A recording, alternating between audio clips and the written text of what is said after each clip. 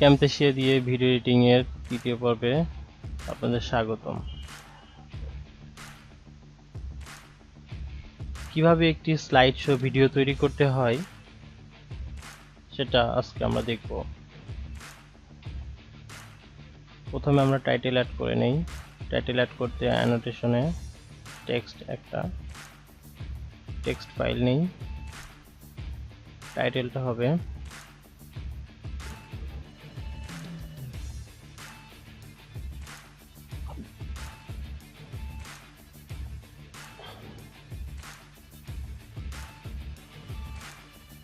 আমি চাচ্ছিলাম the world লেখাটা গ্রিন হবে, আমি শুধু ওয়ার্ল্ড লেখাটা গ্রিন রাখতে চাচ্ছি। ওকে, একটু কম সময় দিয়ে দিই। আমরা এই টাইটেলটা কত সময় ধরে স্ক্রিনে থাকবে সেটা সময় নির্ধারণ করার জন্য আমরা এখান থেকে এটাকে বড় করতে পারি, ছোট করতে পারি। আসলে আমি চাচ্ছিলাম একটু কম সময় ধরে থাকুক, এটা এটুকু সময় ধরে থাকুক। এবার আমরা হচ্ছে যে ইমেজগুলো দিয়ে স্লাইড শো তৈরি করব সেই ইমেজগুলো ইম্পোর্ট করব। স্লাইড শো এখান থেকে এগুলো জাস্ট ওপেন করলাম। এখন আমি ইমেজগুলো সিলেক্ট একটা ধরে এখানে নিয়ে আসলাম। এখন ইমেজটা আপনি কত সময় ধরে ডিসপ্লেতে থাকবে সেটা নির্ধারণ করে দিতে পারবেন। এখান থেকে আপনি সময় যত ইচ্ছা খুশি বাড়াই দিতে পারবেন। জাস্ট ইমেজের উপরে একটা ক্লিক করে এখানে ড্র্যাগ করে মাউস লেফট সাইড ধরে ড্র্যাগ করে ডান পাশে চাপ দিলেই এটা আপনার বড় হবে, আর বাম দিকে নিয়ে আসলে ছোট হবে। তো আমি চাচ্ছিলাম আসলে ডিফল্ট সাইজটাই থাক। ডিফল্ট সাইজটা 5 সেকেন্ড থাকে, তো আমি 5 সেকেন্ড রাখলাম। তো এখন হচ্ছে ডিসপ্লেতে আমরা দেখতে পাচ্ছি দুই পাশে কালো হয়ে আছে। আসলে ডিসপ্লে সাইজ অনুযায়ী ইমেজটা আমার ছোট। আমি যদি ইমেজটা ডিসপ্লে সাইজ অনুযায়ী করতাম তাহলে এটা সাইডে কালোটা থাকতো না, যে কালো অংশটা আছে। তো আমরা এটা বন্ধ করতে চাইলে বা এটা বাদ দিতে চাইলে বা ইমেজটা ফিল করতে চাইলে আমরা আসলে এখানে জাস্ট সিলেক্ট করে ধরে ড্র্যাগ করে দিলেই ইমেজটা বড় হয়ে যাবে। জাস্ট এই যে পয়েন্টারটাই অথবা এই যে চারপাশে যে পয়েন্টার আছে এগুলো ধরে আপনি করতে পারবেন। জাস্ট এখানে ক্লিক করে ধরে ড্র্যাগ করে দিবেন, এতটুকুই শেষ। এখন আমি ইচ্ছে করলে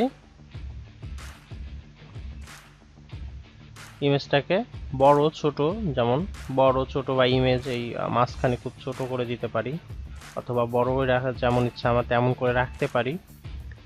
এবং পরবর্তী ইমেজগুলো আমি এখানে এখন টাইমলাইনে নিয়ে আসবো।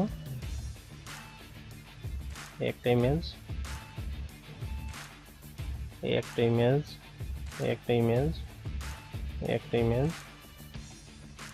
একটা ইমেজ। আপনি এখন ইচ্ছে করলে প্রত্যেকটা ইমেজে যদি নাম্বারিং করতে চান, সেক্ষেত্রে দুইভাবে করতে পারবেন। প্রথমত ইমেজের মাঝখানে একটু করে ফাঁকা রেখে সেখানে নাম্বারিং এর জন্য টেক্সটটা রাখতে পারবেন।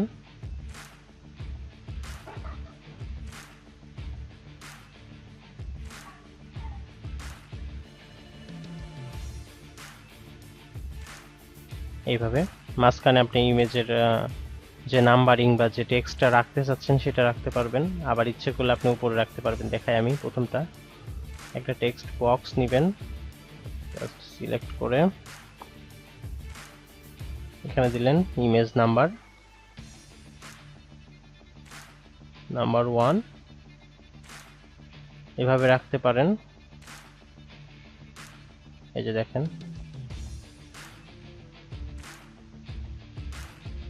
এটা আসলে ইমেজ নাম্বার 1 এইটা। তো এখানে থাকলে আসলে দেখতে তেমন বোঝা যাচ্ছে না ইমেজটা, যেখানে বোঝা যায় সেখানে আপনি নাম্বারটা দিতে পারেন।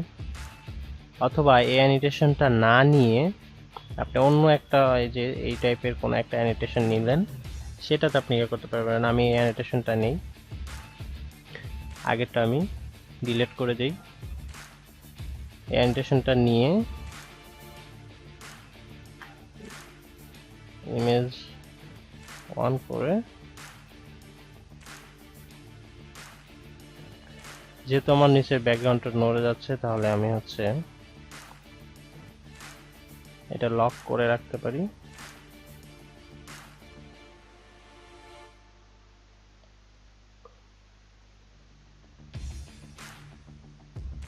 আমরা চাচ্ছিলাম আসলে ইমেজটা এখানে মাঝখানে এটা থাকবে না, তো এখানে এভাবে রেখে সাইডে নিয়ে আসলাম, ড্র্যাগ করে একটু ছোট করে দিলাম। ছোট করে দিয়ে আমি চাচ্ছিলাম যে এই কালারটা আসলে ভালো লাগছে না, তো এখান থেকে অ্যানোটেশনের এই যে কালারে সিলেক্ট করে এটা অন্য একটা কালার দিতে পারি, দিয়ে এটা অপাসিটিটা একটু কমাই দিই, দেখতে সুন্দর লাগুক। তো আমরা অ্যানিটেশনটা আসলে খুব একটা চোখে পড়ছে না, যে কারণে আমরা ইচ্ছে করলে অ্যানিটেশনের টেক্সট কালারটা একটু চেঞ্জ করে দেই। টেক্সট কালার চেঞ্জ করতে এখান থেকে জাস্ট কালো করে দিই। ইমেজ 1 এভাবে রাখতে পারি। তো ইমেজ 1টা আসলে মাঝখানে আমি যেহেতু বলছি নিচে রাখবো, এটা এখানে নিচে রেখে দিলাম। তাহলে নিচে না রেখে এখানে রাখি, অ্যানিটেশনটা মাঝখানে রাখি, আর এটার অপাসিটিটা কমাই দিই।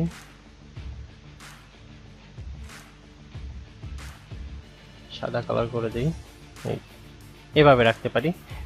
প্রথমে হচ্ছে এটা আসবে, তারপরে হচ্ছে এই ইমেজ নাম্বারটা আসবে, তারপরে ইমেজটা আসবে। তো এভাবে করতে পারি। আবার হচ্ছে আমরা যদি এভাবে না করে যে না আমাদের ইমেজটার উপরে নাম্বারটা থাকবে, তো সেক্ষেত্রে আমরা হচ্ছে ইমেজের এখানের স্পেসটুকু বাদ দিয়ে উপরে আরেকটি হচ্ছে ট্র্যাকে নিয়ে সেটাকে আমরা হচ্ছে উপরে রাখতে পারি। ইমেজটা উপরে রাখলে এই যে এইভাবে হবে। এভাবে আমরা ইমেজটা এক সাইডে রেখে দিলাম নাম্বারটা। তো অ্যানোটেশনের অপাসিটি আমরা একটু বাড়াই দেব, যাতে মানে যেন ভালোভাবে বোঝা যায়। অ্যানোটেশনের অপাসিটিটা একটু বাড়াই দেব যেন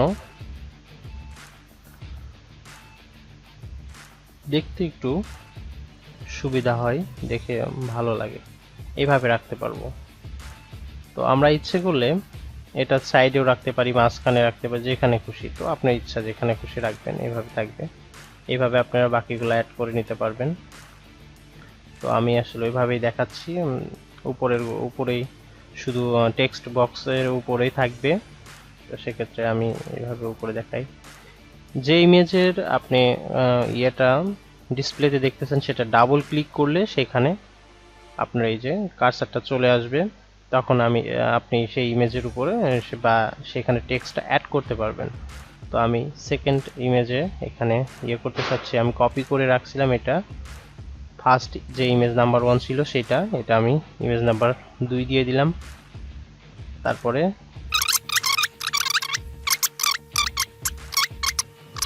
এখন আমরা টাইটেল অ্যাড করার পরে আমরা এখন দেখতেছি যে ইমেজ যেহেতু বাকিগুলা হচ্ছে আমাদের ডিসপ্লে থেকে একটু ছোট আছে, সেগুলো আমরা জাস্ট সিলেক্ট করে ড্র্যাগ করে বড় করে দিব।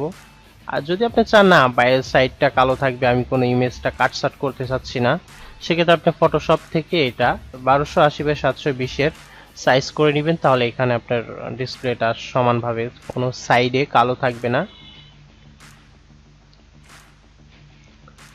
আর যদি চান যে না আমি একটু ইয়ে করে ইমেজটা জাস্ট সিলেক্ট করে বড় করে দেই, ড্র্যাগ করে একটু বড় করে দেই, তাহলে আমার এখানে ডিসপ্লে অনুযায়ী ফিট হয়ে যাবে।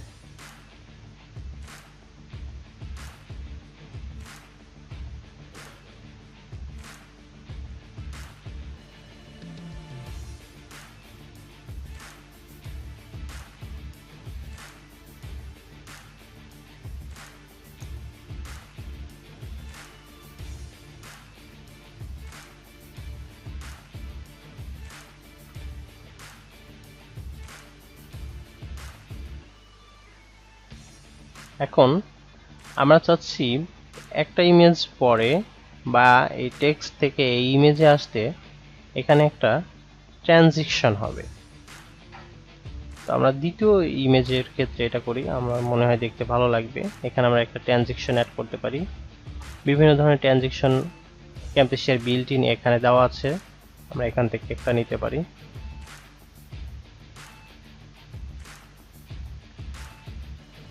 আমরা এখানে দিয়ে দিলাম, জাস্ট সিলেক্ট করে ড্র্যাগ করে নিয়ে এসে এখানে ছেড়ে দিলাম, ছেড়ে দিলে হবে। এখন দেখেন ইমেজটা এখান থেকে ট্রানজিশন হয়ে আরেকটা ইমেজে যাচ্ছে। তো আমরা যদি ইচ্ছে করি এই ট্রানজিশনটা কত সময় ধরে হবে, যদি বেশি সময় ধরে করতে চাই তাহলে এখানে জাস্ট ধরে বড় করে দিবেন। এটা ডানে বামে সরালেই ছোট বড় হবে। আমরা চাচ্ছিলাম এটা অল্প সময় থাক এরকম, জাস্ট এখান থেকে। এবার আমরা চাচ্ছি যে প্রত্যেকটা ইমেজের ট্রানজ্যাকশনগুলা ভিন্ন ভিন্ন হবে, সেক্ষেত্রে আমরা এখান থেকে ভিন্ন ভিন্নগুলা সিলেক্ট করে দিলেই হবে। এখানে একটা, এই একটা, এর একটা, পেজ রান, এক একটা ট্রানজ্যাকশন এক এক রকমের। আপনি ইচ্ছে মতো সবগুলাতে একই দিতে পারেন অথবা ভিন্ন ভিন্নগুলা দিতে পারেন। এইবার ব্যাকগ্রাউন্ড একটা শব্দ হলে ভালো হয়, ব্যাকগ্রাউন্ড মিউজিক যাকে বলে। আপনি ইউটিউব থেকে ডাউনলোড করে নিতে পারবেন, বিভিন্ন সাইট থেকে ডাউনলোড করতে পারবেন। সেগুলোর জন্য একটা ভিডিও আসবে, আপনি ইচ্ছে করলে দেখে নিতে পারবেন, আমার চ্যানেল আপলোড করা থাকবে। তো ক্যামথেসিয়া যে বিল্ট ইন সাউন্ড ইফেক্টগুলো আছে, আমি সেখান থেকে একটা ইমেজ নিব। সেক্ষেত্রে আমরা মিডিয়াতে যাব, মিডিয়া থেকে লাইব্রেরি থেকে হচ্ছে মিউজিক ট্র্যাক, এখান থেকে আপনি যে কোনো একটা ইমেজ নিতে পারেন। কি ইমেজ দিবেন সেটা আপনার ইচ্ছা। এখানে ডাবল ক্লিক করলে সেটা পপ আপ মেনু হয়ে উপরে আসবে, আপনি সেখান থেকে আপনার ইচ্ছা মতো সাউন্ডগুলো শুনে তারপরে এখানে নিয়ে আসতে পারেন, অথবা আপনি ইচ্ছে মতো যে কোনো একটা শব্দ এখান থেকে সাউন্ডটা নিয়ে এসে ড্র্যাগ করে ছেড়ে দিলেই হবে। আমি সেটাই করলাম, এখান থেকে ড্র্যাগ করে। যেহেতু আমাদের ইমেজটা আসলে এখানে এসে শেষ হচ্ছে, তো আমাদের বাকি সাউন্ডটা লাগবে না। তো বাকি সাউন্ডটা যেহেতু লাগবে না, আমরা সাউন্ড ট্র্যাকের উপরে ক্লিক করে জাস্ট এখানে স্প্লাইড বাটনে ক্লিক করলে এটা কেটে যাবে। তো সেক্ষেত্রে কেটে গেলে আমরা ব্যাক স্পেস অথবা ডিলিট দিয়ে কেটে দিতে পারবো। এখন আমাদের অডিওটা সেট হয়ে গেল। অডিওটা আপনি ইচ্ছে করলে সবার নিচে উপরে ব্যাপার না, কারণ অডিওটা ভিজুয়ালি আসলে দেখাবে না এখানে ডিসপ্লেতে, সেক্ষেত্রে সমস্যা নেই, আপনি এভাবে করে দিতে পারেন।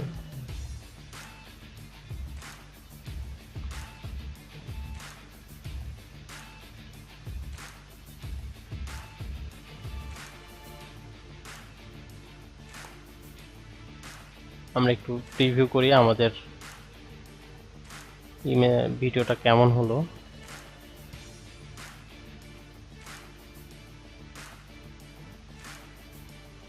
তো এইভাবে আপনারা ইচ্ছে করলে আর অনেক ইমেজ এখানে অ্যাড করতে পারবেন, বিভিন্ন ইনফরমেশন অ্যাড করতে পারবেন, প্রত্যেকটা ইমেজের ডিটেইলস অ্যাড করতে পারবেন। জাস্ট এখানে সিলেক্ট করবেন যে ইমেজটাতে আপনি আরো ডিটেইলি অ্যাড করবেন, সেখানে সিলেক্ট করবেন। এখান থেকে মিডিয়া থেকে অ্যানোটেশনে যাবেন, অ্যানোটেশন থেকে যে কোনো একটা টেক্সট বক্স এখানে নিয়ে সিলেক্ট করে আপনি এই ইমেজ সম্বন্ধে আরো অনেক কিছু লিখতে পারবেন, বিভিন্ন তথ্য দিয়ে ভিডিওটা আরো আকর্ষণীয় করতে পারবেন। এটা শেষ করার পরে কন্ট্রোল অল দিয়ে অল টাইমলাইন এরিয়াগুলো সিলেক্ট করে কন্ট্রোল জি দিয়ে গ্রুপ করে রাখবেন। গ্রুপ করে এটা আপনার এক্সপোর্ট দেওয়ার আগে এটা সেভ করে রাখবেন, যেন কোনো সময় কোনো অ্যাক্সিডেন্টলি হারিয়ে না যায়। তো আমরা ডকুমেন্টে সেভ করব এটা একটা ফোল্ডার করে।